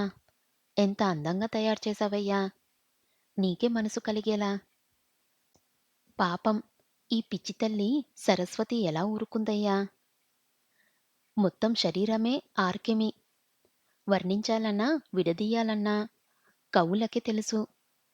ఒక కాళిదాసు, మరో పెద్దన్న, పోతే కృష్ణశాస్త్రి. వీరు కాకపోతే మరొకరు. శ్రీనాథుడు ఆయన గారు వర్ణించారు. సానికొంపల్ని వదిలి సుఫల చుట్టూ తిరుగుతాడు. గురుమూర్తి భారంగా కళ్ళు మూసుకున్నాడు. 2 కాళ్ళ మధ్య సల్ఫ్యూరిక్ యాసిడ్ పోసినట్టుగా ఉంది. ఎర్రటి పెదవుల్ని కత్తిరించి తన పెదాలకి అద్దుకోవాలని ఉంది. సువర్ణ కలిశాల వంటి చన్నుళ్ళని మిటాలని ఉంది. సురభిల రహస్యం తెలుసుకోవాలని ఉంది. సృష్టి అర్థంకై పోరాడాలని ఉంది. కొబుసం విడిచిన తాచుపాములా కదిలాడు. మొగలి పొద నుంచి ఆహ్వానిస్తున్న నాగుపాములా చేతులు చాపింది. నోరు విప్పింది. రమ్మంటే పక్కలోకి రమ్మంటేన్ రానన్నానా? వయసు పరవనన్నానా? దానికోసం ఈ కత్తులు, త్రాగుడు, బెదిరింపులు శుద్ధ దండగ. కమాన్. సృష్టిలో సుఖపడాలంటే సప్త వ్యసనాల్లోనూ తీరదు. ఆడదానితో మాత్రమే తీరుతుంది. గురుమూర్తి ఆవిడ మాటలకి ఉన్మత ప్రభంజనంలా రేగిపోయాడు. మొత్తం శరీరమే ఆమె మీద పడేయాలనిపించింది. కాని నో. నేను నేనందుకు కాదు విపదీయమంది. నిన్ను చిత్రహింసలు చెయ్యటానికి, సిగరెట్‌తో నీ శరీరాన్ని కాల్చటానికి. అది చెప్పటానికి మనసు మార్చుకోవటానికి చాలా కష్టపడాల్సి వచ్చింది. ఆకాశ పుట్టే దారిలో కాళ్ళు తెగిన ఒంటరి ఒంటెలా వణికిపోయింది. కత్తి చూసినప్పుడు పిరికివాడు పందెం గెలవటానికి పరిగెడుతున్నాడనుకుంది. బట్టలిప్పదీయమంటే తనని నగ్నంగా బంధించటానికి, తప్పు చేసే అవకాశం లేకుండా చెయ్యటానికని తల్లించింది. అతని ఉద్దేశం ఇదా? గురుమూర్తి నోటిలోని సిగరెట్‌ని తీశాడు. మృత్యువులా దగ్గరకొచ్చాడు. నున్నటి భుజాల మీద చటుక్కున పెట్టాడు. అమ్మా! హృదయ విదారకంగా అరిచింది. అరువు, ఇంకా అరువు. నాకు కావాల్సింది అదే. నగ్నంగా ఉన్న నీవు అలా రోదిస్తుంటే వీధి వీధి మొత్తం కదిలి వస్తుంది. పసిపాపలా ఉన్న నిన్ను, నా శాడిజాన్ని అందరూ చూస్తారు. పొద్దున్నే వీధి కుళాయి దగ్గర, టీ సెంటర్స్ దగ్గర అంతా నీ గురించే. సిగ్గుపోయి తల ఎత్తుకోలేక బయటికి రాలేక చివరికి నీకు ఆత్మహత్య గతి. ఇంకా అరువు అని ఈసారి ఆమె ఐదోతనంలో మొదటి దాని మీద పెట్టాడు. హృదయాన్ని దాటి అన్నవైహికంగా గుండెనోటి దాకా వచ్చిన కేకకి అతి ప్రయత్నంగా ఆపుకుంది. రేపట్నుంచి బొట్టు పెట్టుకోనక్కర్లేదు. ఆ ప్రదేశంలో మచ్చ చాలా కాలముండొచ్చు. చంద్రబింబం లాంటి మొహం మీద కాలిన మచ్చ, అది కూడా ఆమె అందానికి మరో క్వాలిఫికేషన్ అయ్యింది. కాని కిందున్న గుండ్రంగా ఉన్న కళ్ళు, కొద్దిసేపటి క్రితం వరకు ఆ కళ్ళు విలాసమైన ఆ కనులు చూడగలిగితే అద్భుతం. తీయగలిగితే విద్యుత్తులే తయారు చేయొచ్చు. ఇప్పుడో వాడిన తమలపాకులు, సెలయేటి గుంటలు. అతని ఈసారి కిందికి వెళ్ళాడు. గుండెల మీద గీశాడు సిగరెట్‌తో. వేటగాడి దెబ్బకు రాలిపోయిన పావురమే అయ్యింది. కనీసం చిన్న మూలుగు కూడా పెట్టలేదు. ఏమాత్రం నోరు తెరిచినా చుట్టుపక్కల వారు రావచ్చు. తనని ఈ స్థితిలో, ఆ పరిస్థితి మాత్రం వద్దు. దానికంటే ఈ మౌన నరకమే 1000 రెట్లు నయం. గురుమూర్తి విజయగర్వంతో కసిగా గుప్పున పొగ వదిలిన ప్రతిసారీ ఒక్కో అవయవనం మీద పెడుతున్నాడు. అర ప్యాకెట్ సిగరెట్స్ అయిపోయాయి. ఆమెకి స్పృహ తప్పింది. ఉదయం ఎప్పుడో 7 గంటలకి గాని కళ్ళు తెరవలేదు సుఫల. నీరసంగా కదిలింది. వంటిమీద గుడ్డ లేదు. చప్పున పక్కనే ఉన్న చీర తీసుకుంది. వెంటనే వీధి తలుపుకేసి చూసింది. తలుపేసే ఉంది. లేని సత్తువని తెచ్చుకొని లేచింది. శరీరానికి చీర చుట్టుకుంది. గురుమూర్తి పెరటిలో ఉన్నట్టు బావి శబ్దం వినబడుతుంది. కదిలే ఓపిక లేక మళ్ళీ అక్కడే కూలబడింది. 10 నిమిషాలు గడిచాయి. లేచావన్నమాట. అలా పడిపోతే పోయావనుకున్నాను అన్న మాటలు విని కళ్ళు తెరిచింది. గురుమూర్తి చేతిలో కాఫీ కప్పుతో వద్దనకుండా తీసుకుంది. శృంగారంలోనే కాదు, తినే దగ్గర, తాగే దగ్గర మొహమాటం ఉండకూడదు.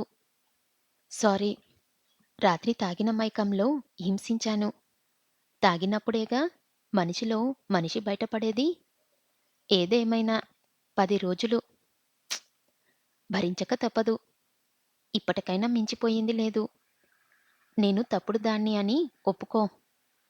నా కాళ్ళ ముందే నాకు తెలియకుండా ఇప్పటివరకు చిన్న సరసం కూడా చెయ్యలేదనే నిజాన్ని నిర్భయంగా చెప్పు. మిగిలిన 10 రోజుల్లో నా 5గురి ఫ్రెండ్స్‌తో గడపలేవు. అది అసాధ్యం. అంటే మీ ఉద్దేశం ఇంతవరకు నేనేమీ సాధించలేదనేగా? ఇప్పటికే ముగ్గురు ఇంటి చుట్టుపక్కల కుక్కల్లా తిరుగుతున్నారు. మిగిలింది 2. ఉన్నవి 10 రోజులు. చాలా ఎక్కువ. నోర్ముయ్. నన్ను రెచ్చగొట్టటానికి చెబుతున్నావని తెలుసు. ఆ అవకాశం నీకు నేను ఏమాత్రం ఇవ్వటం లేదని మరీ తెలుసు. ఇన్ని తెలిసినా రాత్రెందుకు చిత్రహింస చేశానో తెలుసా? నీ మాటలకి తప్పుడు పనులు చేసినావని ఒప్పుకోకుండా, చెయ్యనివి ఒప్పుకుంటున్నావని నన్ను రెచ్చగొడుతున్నావని. సుఫల జీవం లేని నవ్వు నవ్వి అంది. అన్ని ప్రశ్నలకు సమాధానాలు అతి త్వరలోనే సశేషం. అప్పటి వరకు గురుమూర్తి రోషంగా ఏదో అనబోయాడు. తలుపు శబ్దమయ్యింది. సుఫలని లోపలికి పొమ్మని చెప్పి తలుపు తీశాడు. ఓంకార్ గురుమూర్తి మొహం చిట్లించాడు. నిన్న అతనింటికెళ్ళి మదనపడటం గుర్తుకొచ్చింది. వెధవ మనుషులు కొద్దిగా లూజ్ అయితే చాలు మర్యాద రామన్నలా బిల్డప్. బయటికెళ్దాం పదా అన్నాడు ఓంకార్. గురుమూర్తి మారు మాట్లాడకుండా షర్ట్ వేసుకొని అతనితో వెళ్ళాడు. ఇద్దరూ నడుచుకుంటూ దగ్గరలోని టీ స్టాల్ దగ్గరికెళ్లారు. ఓంకార్ టీ సిప్ చేస్తూ అడిగాడు. నిన్న నీ వెళ్ళిన దగ్గర్నుంచి ఒకటే ఆలోచన. నీ ప్రవర్తన, నీ విరక్తి చూస్తుంటే మానసికంగా ఏదో చింతన అనుభవిస్తున్నావని అర్థమవుతుంది. చెప్పు. చేతనైతే తీర్చడానికి, సరిదిద్దటానికి ప్రయత్నిస్తాను. అనవసరమైన అనుమానాలతో సంసారాన్ని పాడు చేసుకుంటున్నావేమోనని నా బాధ. గురుమూర్తి చికాకుగా తల ఊపుతూ ఏం లేదు. ఏవో పర్సనల్ ఫీలింగ్స్. నా అనుకున్నవారే ద్రోహులుగా మారుతుంటే తట్టుకోలేక ఏదో వాగాను. కానీ నేననుకున్నది పొరపాటని తెలుసుకున్నాను. అంతా సర్దుకుంది. నువ్వు చెప్పింది నిజమే అయితే పర్వాలేదు. మరేదన్నా ఇబ్బంది? అదేమీ లేదు. ఉంటే నీకు గాక ఎవరికి చెబుతాను? ఆఫీస్‌కి సెలవు పెడుతున్నావు. ఏమైంది? దొరకటం లేదు. ఇన్స్‌పెక్షన్ ఎక్కువగా ఉన్నాయి. బహుశా ఇవాళ లీవ్ శాంక్షన్ కావచ్చు. ఓంకార్ తల పక్కించి చెప్పాడు. శుభ్రంగా భార్యాభర్తలు ఏ ఊటికో వెళ్ళి గడిపిరండి. పరిసరాలు మారితే ప్రశాంతత చిక్కచ్చు. అపోహలు కూడా విడిపోవచ్చు. గురుమూర్తి తల ఊపాడు. ఓంకార్ ఏదో పని ఉందని చెప్పి లేచాడు. ఇద్దరూ బయటకొచ్చి ఎవరి దారిన వారు నడిచారు. గురుమూర్తి ఇంటికొస్తూ అనుకున్నాడు. వరసకి నేను తమ్ముణ్ణంట. దొంగనా కొడుకు. బుద్ధి తెలిసింది. ఇక నుంచి వీడిని ఇంటికి కూడా రానియ్యకూడదు. మరదలు మరదలు అంటూ చెయ్యి పట్టుకోగల ఘనుడు. గురుమూర్తి గేటు తీయబోయి ఆగాడు. ఎదురుగా తలుపుకి తాళం వేసి ఉంది. సుఫల ఎక్కడికి వెళ్ళిందో అర్థం కాలేదు. ఎవర్నడగాలో ఏం చెయ్యాలో తెలీక నిలబడిపోయాడు. ఇంతలో లోపల్నుంచి తలుపు కొట్టిన శబ్దం వినిపించింది. వడివడిగా తలుపు దగ్గరికెళ్ళాడు. లోపల్నించి మాటలు వినపడ్డాయి. కిటికీ దగ్గరకు రండి అని గురుమూర్తి సందులో కిటికీ దగ్గరికి నడిచాడు. లోపల సుఫల అమాయకంగా మొహం పెట్టి అంది. తాళం మరిచితిరి. ఓంకార్తో బయటికి నడిచితిరి. అందుకే ఎదురింటి పిల్లాడి చేత 2 పక్కల తాళం వేయించి నా దగ్గరుంచుకున్నాను. గురుమూర్తి తినేసేలా చూసి తాళం తీసుకున్నాడు. తాళం తీసి లోపలికొస్తూ అన్నాడు. నేనేం అంత పిచ్చివాడిని కాదు. దూరం నుంచి ఇంటినే గమనిస్తున్నాను. అయినా ఎవరొస్తారని? ఎవర్ని రావద్దని అందరికీ ఖరాఖండిగా చెప్పాను. మీరు రావద్దన్నంత మాత్రాన ఆగుతారా? వచ్చే టైం వస్తే మీరు ఆపలేరు. సరి సరి స్నానానికి నీళ్లు పెట్టు అన్నాడు చిటపటలాడుతూ. పెట్టి అరగంట అయ్యింది. వెళ్ళండి అంది నమ్రతంగా. గురుమూర్తి స్నానానికి వెళ్ళాడు. సుఫల టైం చూసిందా? 9 పాపం దయానిధి బయట పడిగాపులు పడుతుంటాడు అనుకొని బయటకొచ్చింది. గురుమూర్తి లోపల స్నానం చేస్తున్న శబ్దం వస్తుంది. సుఫల బయటికొచ్చేసరికి దయానిధి ఇంటి ముందు తచ్చట్లాడుతున్నాడు. భయం భయంగా అదురుతున్నాడు. ఏమాత్రం బిడియపడకుండా పిలిచింది. పిలవటం ఆలస్యం. చకచకా వచ్చాడు. సుఫల లోనికి నడిచింది. వెనకగా దయానిధి. ఇప్పుడే ఆయన స్నానానికి వెళ్లారు. అదిగో ఆ మంచి కిందికి వెళ్ళి దాక్కో. అలాంటప్పుడు మళ్ళీ వస్తాను. వెనక్కి తిరగబోయాడు. ష్ చెప్పింది. చెయ్ అని అతన్ని మంచం కిందకి నెట్టింది. కింద అంత ఉక్కగా ఉంది. దయానిధికి మొదటిసారి ఈ దొంగ పనికెందుకొచ్చానా అని చింతించాడు.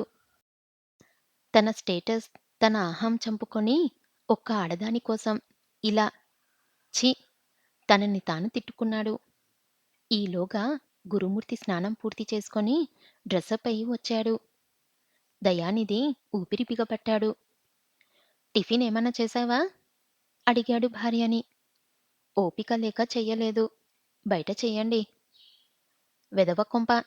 తినటానికి కూడా గతిలేదు అని విసుక్కొని రెండు పక్కలా తాళం పెట్టుకొని ఆఫీస్‌కేసి నడిచాడు.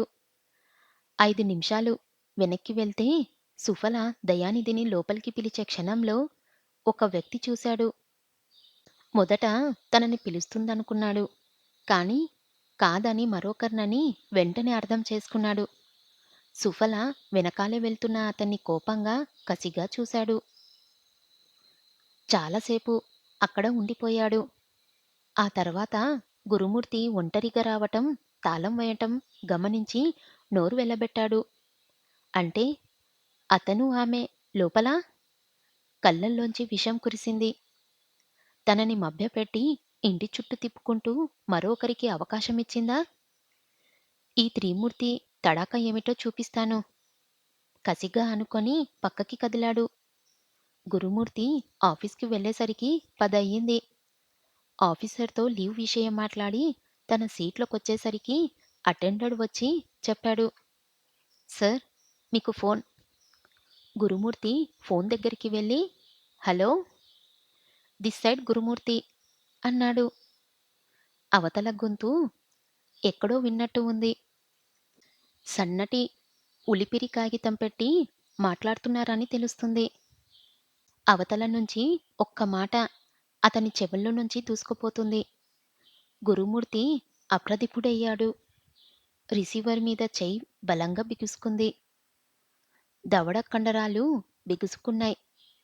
కళ్ళు కుంచించుకుపోయాయి. విసురుగా ఫోన్ని క్రెడిల్ మీద పెడేసి బయటకొచ్చాడు. ఆ ఆవేశంలో ఆఫీసర్‌ని పర్మిషన్ అడగాలన్న విషయం కూడా మరిచాడు. గురుమూర్తి తాళం పెట్టి వెళ్ళటం ఆలస్యం. దయానిధి బయటకొచ్చాడు. గదంతా చీకటి. సుఫల నొచ్చుకుంటూ అంది. ఇబ్బంది పడ్డారా? ఏడవలేక నవ్వి అన్నాడు. అబే అదేం లేదు అని జేబులోంచి నిద్రమాత్రల పొట్లం తీసి ఇచ్చాడు. సుఫల వాటినందుకొని పక్కన పెట్టింది. దయానిధి ఆమెని పరీక్షంగా చూసి బాగా చిక్కిపోయారు అన్నాడు. చిక్కిపోతే చక్కగా లేనా? అంది గమ్మత్తుగా. దయానిధి తడబడుతూ నా ఉద్దేశం అది కాదు. ఇష్టమైన వారిని చూడగానే కలిగే అనుభూతి వారి చిక్కినట్లు, నలత చెందినట్టు నిజంగా నేనంటే అంత ఇష్టమా? తమాషాగా కళ్ళెగరేసి అంది. ఎంత ఇష్టం లేకుంటే నీకోసం మంచం కింద దాక్కుంటాను. సుఫల గలగలా నవ్వింది. సెలయేరు పారుతున్నట్టు, పువ్వులు రాలినట్టు. ఆ నవ్వు కోసమే నా తపన, తపస్సు.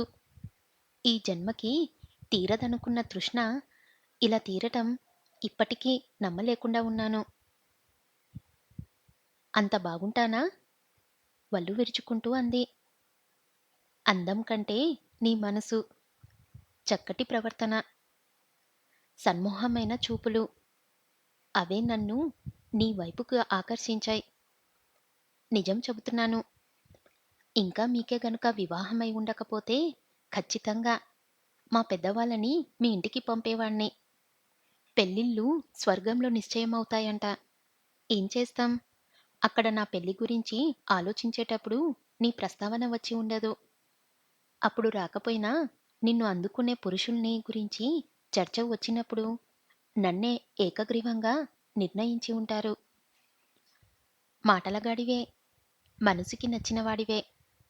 ఐ లవ్ యూ అన్నాడు చేతులు చాపి. I too. మొగుడితో అలిసిపోయాను. అతని ప్రవర్తనతో విసిగిపోయాను. నాకిప్పుడు కావాల్సింది నీ సరస ప్రశాంతత. నన్ను మర్చిపోయే సమయాన్ని నాకివ్వగలవా? దయానిధి ఇక ఆలోచించలేదు. వ్యర్థమైన డైలాగ్స్‌తో కాలయాపన చెయ్యలేదు. ఎంత మాట్లాడినా, ఏం చేసినా దానికోసమేగా. అనవసరమైన హిపోక్రసీ మాటలకి ఫుల్ స్టాప్ పెట్టి దగ్గరికి తీసుకున్నాడు. గువ్వపిట్టలా ఒదిగిపోయింది. దయానిధి పరమానంద భరితుడయ్యాడు. థాంక్స్. నన్ను నమ్మినందుకు. నన్ను అపార్థం చేసుకున్నందుకు. నా జీవితంలో తప్పంటూ చేసి ఉంటే ఒకటే చేశాను. అది గురుమూర్తి విషపు మాటలు వినటం. అలాంటి తప్పు జీవితంలో చెయ్యను. సుఫల అతన్ని మరింతగా పెనవేసుకుంటూ పోతూ, నిజంగానా? అంది.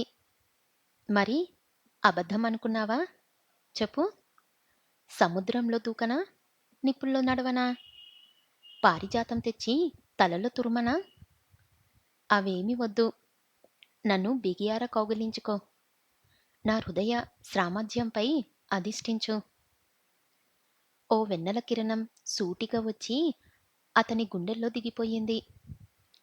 చలి తుఫాన్లో చిక్కుకుపోయిన బాటసారిగా నెగెడు కనిపించినట్లయింది.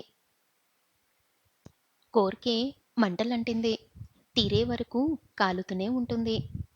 2 చేతులతో మొహం పట్టుకున్నాడు. ఆకాశంలో తిరిగే చంద్రుణ్ణి పట్టుకున్నట్టు అనిపించింది. రెంటికి పెద్దగా తేడా కూడా లేదు. రెండూ అమోఘాలే. రెంటికి చిన్న లోపమే. నుదిటి మీద మచ్చ దగ్గర చుంబించాడు.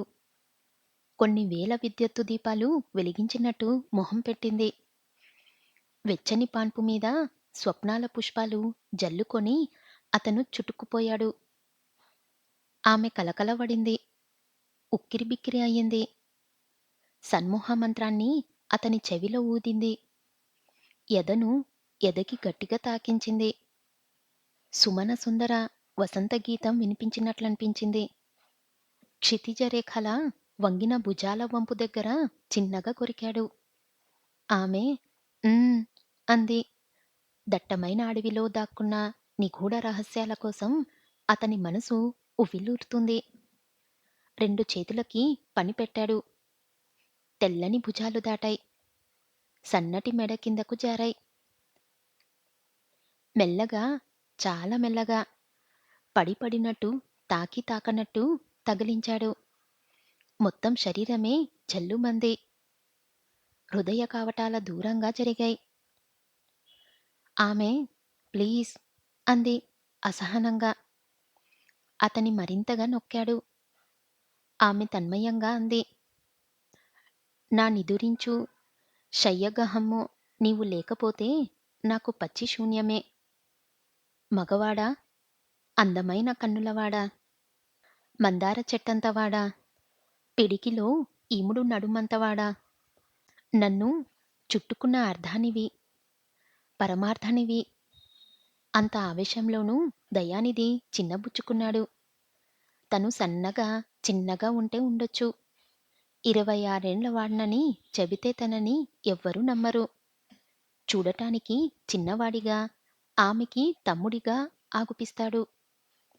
అది ఆ సమయంలో గుర్తు చేయటం చాలా బాధ కలిగించింది. దాన్ని ఆమె గుర్తించింది. Take it easy. సరసంలో ఏమైనా మాట్లాడవచ్చు. నన్ను నువ్వు ఏమైనా అనొచ్చు.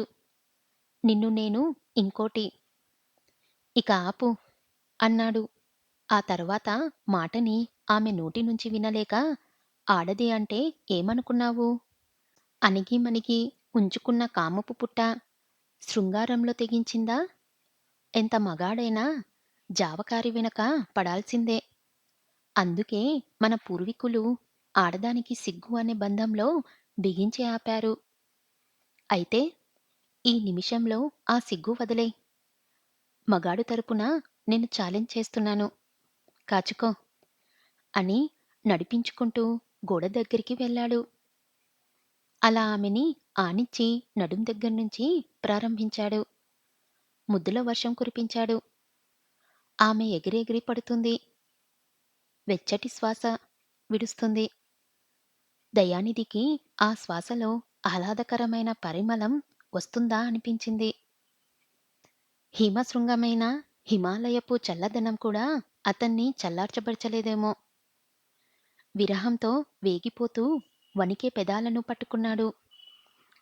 వేడెక్కిపోయిన పద్ధతిని చూసి సంగమం కోసం అరులు చాస్తుందని ఊహించాడు. అంతే.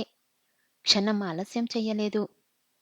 పిరుదుల మీద చేతులేసి చీరలాగాడు. మంజిరాట్లంట పదాలని విడిచి పైకి లేచింది.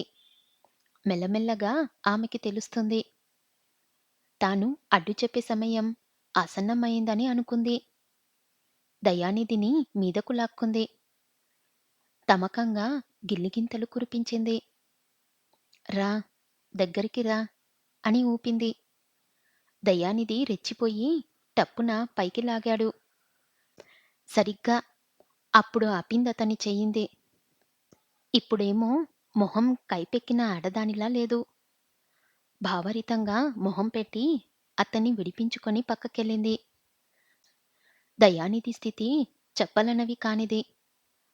దాహరితితో ఉన్న వాడికి నోటికి చల్లని నీళ్ళిచ్చి తాగే సమయానికి తిరిగి తీసుకుంటే కలిగే అసహనం దయానిధి తనను తాను కంట్రోల్ చేసుకోవటానికి చాలా కష్టపడాల్సి వచ్చింది. జీవం పోయిన మొహం పెట్టి అన్నాడు. ఎందుకలా పక్కకెళ్తావు? ఈ ప్రపంచంలో ఉన్న అన్ని శిక్షల కంటే పెద్ద శిక్ష. ఆ సమయంలో త్రోసి పక్కకెళ్ళటం ఏమైంది? సుఫల చిరాకుగా మొహం పెట్టి ఒక్క నిమిషం అని లోపలికెళ్ళింది. నిమిషాలు సూదుల్లా గుచ్చుతూ కదులుతున్నాయి. నిరాశవందనంతో తల వంచుకొని వచ్చింది సుఫల. నిన్ను హర్ట్ చేస్తున్నాను. నాకు మంత్. జస్ట్ ఇప్పుడే స్టార్ట్ అయింది. దయానిధి నెత్తిన చన్నీళ్లు చిలకరించినట్లయింది. మనసు మొద్దుబారిపోయింది. సంవత్సరం వయసు పైబడనట్టు గోడకి చెరగిలి పడిపోయాడు. ఎంత? 4 రోజులు. ఇట్టే వచ్చేస్తాయి. దగ్గరికి వచ్చి భుజం మీద చెయ్యేసి అంది. దయానిధి తల విదిలించుకొని వెళ్తాను అన్నాడు. ఏయ్! ఏమిటిది? ఎలా వెళ్తావ్? మా ఆయన వచ్చే వరకు తప్పదు. నీకు నాకు ఈ బందీఖానా. అప్పటిదాకా సరసాలు లేకపోయినా సరగాలు ఆడవచ్చునే నవ్వింది వెక్కిరింతగా. నీ బొంద అని అనుకొని పైకి మరే అన్నాడు. సరిగ్గా అప్పుడు కిటికీ దగ్గర అలికిడి అయింది. ఎవరో నించున్నట్టు తెలుస్తుంది. దయానిధిని పక్కకి తోసి కిటికీ దగ్గరికి వచ్చింది అదూర్ధగా. ఇంటి ముందు పొరుగామె కాదు. పోకిరి పిల్లలు అసలే కాదు. త్రిమూర్తి బుసలు విడుస్తున్నాడు. నుంచున్న భంగిమ చూస్తుంటే చాలా కోపంగా ఉన్నట్టు తెలుస్తుంది. నువ్వా? సారీ, మీరా? అంది. ఏం మాట్లాడాలో అర్థం కాక చాలు, మోసపోయింది చాలు. ఎవరైనా ఒక్కసారే నమ్ముతారు.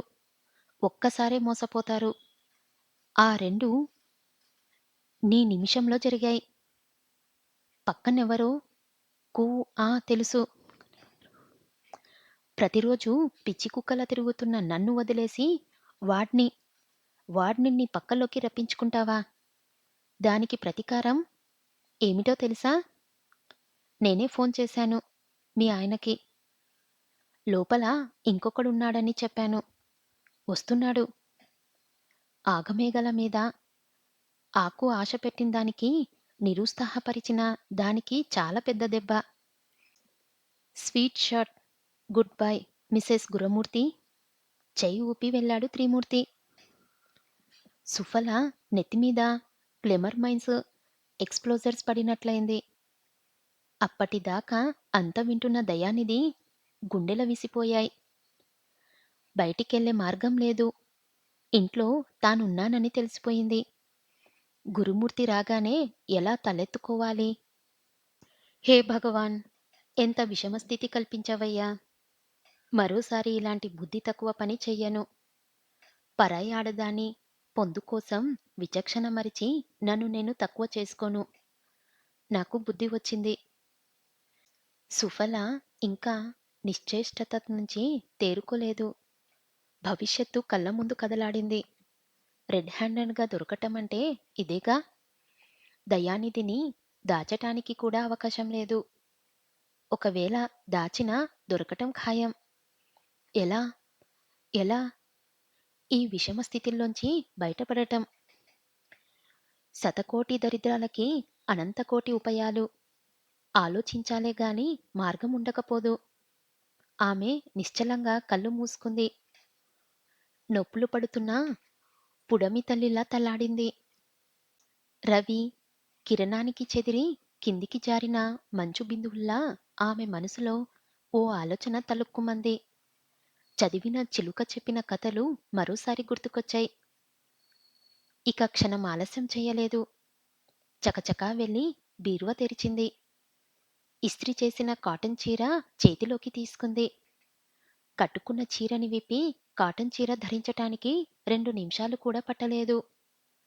అంతా అయ్యాక సంతృప్తిగా తల ఆడించి దయానిధి ఉన్న గదిలోకి వచ్చింది.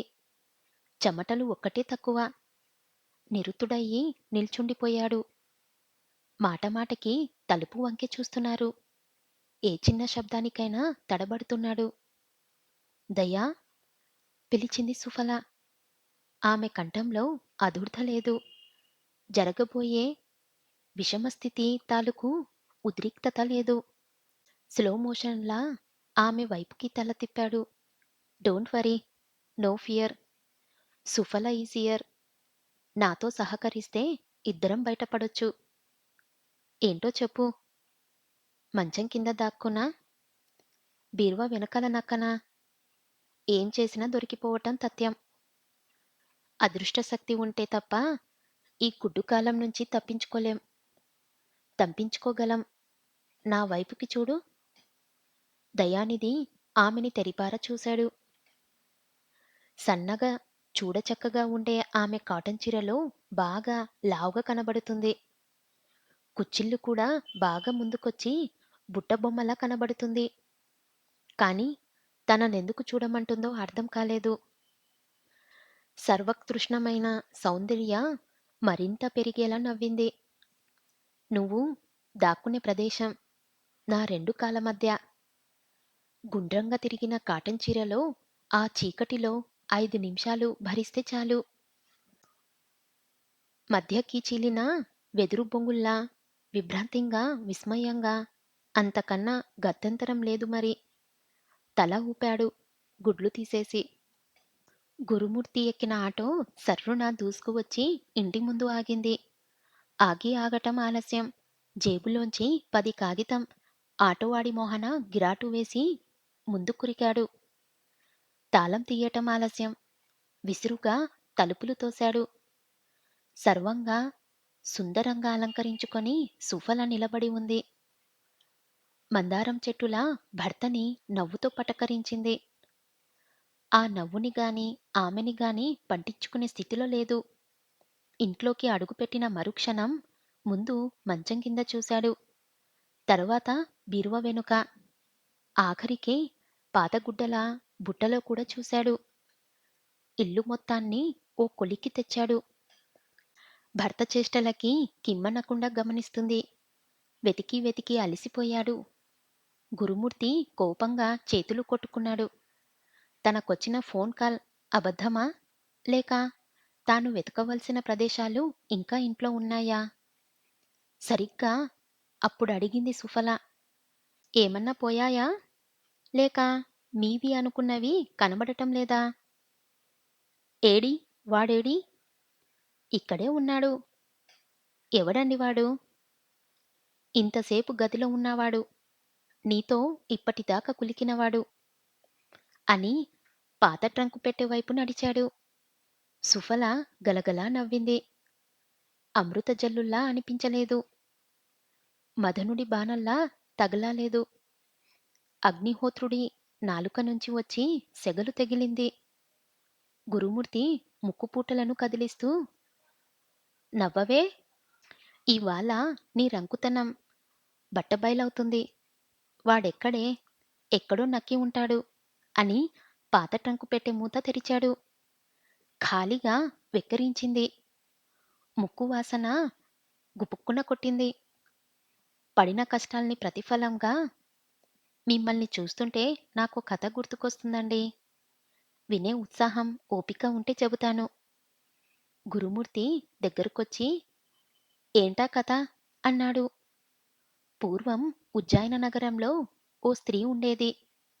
మహా అందగత్తె.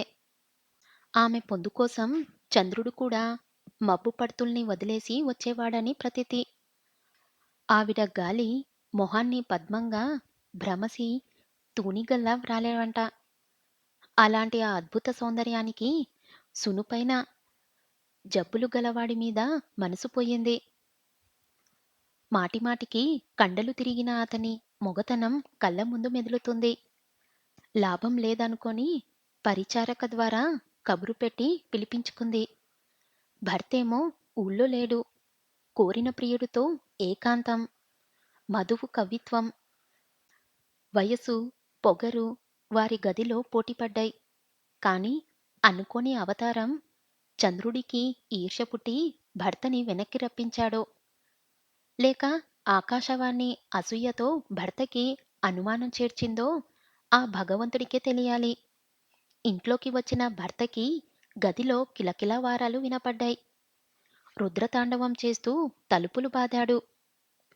లోపల ఇద్దరూ నిర్ఘాంతపోయారు. సరసాలు స్తంభించిపోయాయి. మొదట ఆమె తేరుకుంది. ఏం చెయ్యాలి? ప్రియుణ్ణి భర్త కంటపడకుండా ఎలా పంపించాలి? తన సంసారాల్ని ఎలా నిలబెట్టుకోవాలి? ఆడది తలుచుకుంటే ఆలోచనలకి కరువ. సన్నగా రివటాల ఉండే ప్రియుణ్ణి తన రెండు కాళ్ళ మధ్య కూర్చోమంది. ఆ రోజుల్లో ఎక్కువగా పట్టుచీర కట్టుకునేవారు. అతనాలోచించకుండా రెండు కాళ్ళ మధ్య కూర్చున్నాడు. పట్టుచీర సవరించుకుంది. ఎంతో పరీక్షగా చూస్తే తప్ప రెండు కాళ్ళ మధ్య రంకు మొగుడున్నాడని తెలీదు. ధైర్యంగా చేతిని ముందుకు చాపి తలుపు తెరిచింది. రుసరుసలాడుతూ భర్త మిలపెట్టెలు, బట్టలు అన్నీ వెతికాడు. చివరికి భార్య దగ్గరకొచ్చి నిలదీశాడు. మీలా. అప్పుడామె పకపకా నవ్వుతూ, నువ్వు వస్తావని తెలిసి నాటకమాడాను. గొంతు మార్చాను. అది సంగతి. మనిషంటూ ఉంటే ఆ గదిలో దొరక్కపోడు. అయినా చెట్టంత మనిషి కనబడకపోవటమంటే మాటలు కాదు. నిన్ను నమ్ముతున్నాను. ఆ భగవంతుడి దయ వల్ల నేను నిజాయితీపరురాల్ని. ఒకవేళ మీరు ఊహించినట్టు నిజంగా ప్రియుడే గదిలో ఉన్న దాచిపెట్టటమే కాదు, బయటికి పంపే తెలివితేటలు నాలో ఉన్నాయి. ఆహా! అయితే గదితో అణువణువు వెతికాను. నిజంగా నీకే ప్రియుడున్నాడనుకో, ఎక్కడ దాచిపెడతావే? ఎక్కడైనా దాచొచ్చు. అంతెందుకు, నా రెండు కాళ్ళ మధ్య పట్టుచీర గుబుర్లో కూడా దాచొచ్చు. సరసమైన దానివే. మరీ కదిపితే పట్టుబడతావు. దాచిపెట్టమంటే ఒప్పుకుంటాను. బయటికి ఎలా పంపిస్తావు? గురుమూర్తి కూడా ఆలోచిస్తూ, ఇంతకీ బయటికి ఎలా పంపిస్తుంది? అన్నాడు. సుఫల అతని దగ్గరికి రమ్మని చెప్పి తన రెండు చేతులు అతని కళ్ళకు అడ్డుపెట్టి, ఇదేమిటి? అంతే. ఆమె కూడా ఇలా భర్తకి కళ్ళు మూసి చెప్పింది. గురుమూర్తికి ఏమమ్మి కనిపించడం లేదు. సుఫల చెబుతుంది.